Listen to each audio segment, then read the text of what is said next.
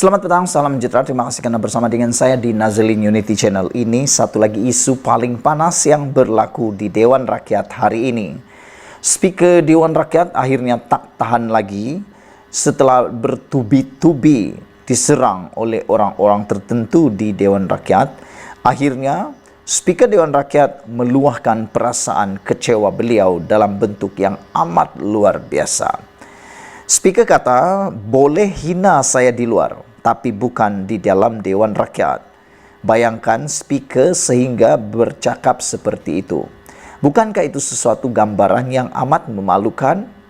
Saudara-saudara sekalian, Speaker Dewan Rakyat, Johari Abdul hari ini berkata, mana-mana individu bebas mengkritiknya di luar Dewan Rakyat. Kerana fokus utamanya kekal kepada tugasnya mempengerusikan persidangan parlimen. Johari berkata, tidak seperti pendahulunya dia hanya akan menjawab perkara yang dibangkitkan terhadapnya jika dibuat di dalam Dewan Rakyat. Saya berbeza dengan Tan Sri sebelum ini. Apa-apa juga yang diungkapkan dalam Dewan ini yang mempersoalkan kewibawaan dan keputusan saya akan bertindak. Namun begitu, sesiapapun boleh hina saya di luar, boleh panggil saya tidak layak, boleh panggil saya tidak berpendidikan, tidak menjadi satu isu. Saya berkhidmat untuk Dewan ini. Di luar terpulanglah, kata Johari menjawab. RSN Raya, Pakatan Harapan Jelutung pagi tadi. Raya telah memetik kenyataan Hamzah Zainuddin yang dilaporkan pada hari Jumaat bahawa Johari adalah speaker pertama yang tidak mempunyai latar belakang undang-undang dan pendahulunya Azhar Azizan Harun menunjukkan prestasi yang lebih baik dalam jawatan itu kerana dia bukan ahli politik. Saya di sini buta warna. Sebelah kanan saya bertanggung jawab. Sebelah kiri juga saya bertanggung jawab. Saya diletakkan di sini sebagai seorang insan yang mengendalikan perjalanan agar keputusan yang kita ambil akan memanfaatkan rakyat, kata Johari. YB nak main politik, mainlah, jangan libatkan saya, katanya. Dalam mendapatkan jawapan Johari, Raya turut memetik Presiden bekas Speaker Dewan Rakyat, Pendikar Amin Mulia mengenai tindakan yang diambil terhadap seorang ahli parlimen berhubung kenyataan yang dibuat di luar Dewan. Ketika dihubungi, Raya berkata dia merujuk kepada insiden 2016 antara Lim Lip Eng, PH Kepung sebagai ahli parlimen segambut ketika itu dan pendekar. Lim pada masa itu berisiko digantung 6 bulan kerana menghina pendekar. Sebelum usul kerajaan ditarik balik berikutan permohonan maafnya. Antara komen yang luar biasa daripada Red Patriot mengatakan, Speaker Tan Sri Johari sangat bagi muka kepada ahli parlimen pembangkang sehingga mereka naik tocang.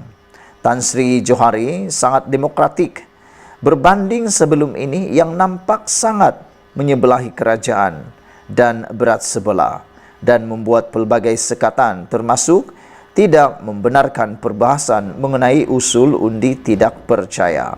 Makna kata, ada netizen yang menyokong kepimpinan Tan Sri Johari ini dengan mengatakan Tan Sri sebenarnya adalah pengerusi yang sangat bagus kerana beliau sangat memberi muka kepada pihak pembangkang sehingga menyebabkan pihak pembangkang naik tocang, kata Red Patriot 2782. Oleh sebab itu beliau kata janganlah terlalu memberi muka.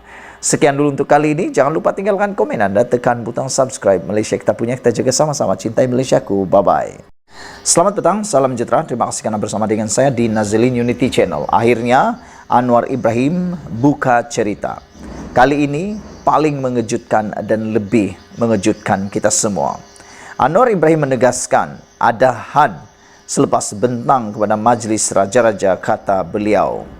Anwar Ibrahim berkata Putrajaya akan memberi penerangan kepada ahli parlimen kerajaan berhubung pindaan perlembagaan berkaitan pemberian kerakyatan. Perdana Menteri Anwar Ibrahim berkata ada had tertentu perlu dipatuhi kerajaan berhubung pindaan perlembagaan berkaitan pemberian kerakyatan selepas dibentangkan kepada Majlis Raja-Raja. Sehubungan itu, beliau berkata pihaknya akan memberi penerangan kepada ahli parlimen kerajaan susulan kegelisahan mereka berkaitan cadangan pindaan perlembagaan berkaitan pemberian kerakyatan.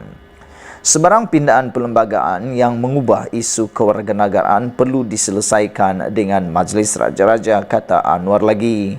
Persidangan Raja-Raja telah mengambil pendirian tertentu. Oleh itu, kita perlu menghormatinya, katanya kepada media selepas melancarkan Malaysia Digital Expo 2023. Sebelum ini, media melaporkan ahli parlimen Ipoh Timur Howard Lee memberi amaran bahawa mungkin ada beberapa penyokong kerajaan bertindak bertentangan daripada ketua whip masing-masing di Dewan Rakyat jika pindaan tersebut tidak ditangani dengan bersungguh-sungguh. Difahamkan beliau merujuk kepada 8 cadangan pindaan perlembagaan negara berkaitan kerakyatan. Minggu lalu, Menteri Dalam Negeri Saifuddin Nasution Ismail berkata, Jemaah Menteri akan membincangkan pindaan perlembagaan yang dibincangkan pada Majlis Raja-Raja disusuli pembentukan draft pindaan sebelum dibentangkan di Dewan Rakyat. Berhubung perkara berasingan, Anwar berkata, beliau menyerahkan kepada Speaker Dewan Rakyat Johari Abdul untuk membuat keputusan untuk memaparkan nama ahli parlimen sengaja tidak hadir atau ponteng sidang parlimen dilawan sesamang. Serahkan kepada budi bicara Speaker, kata Anwar Ibrahim.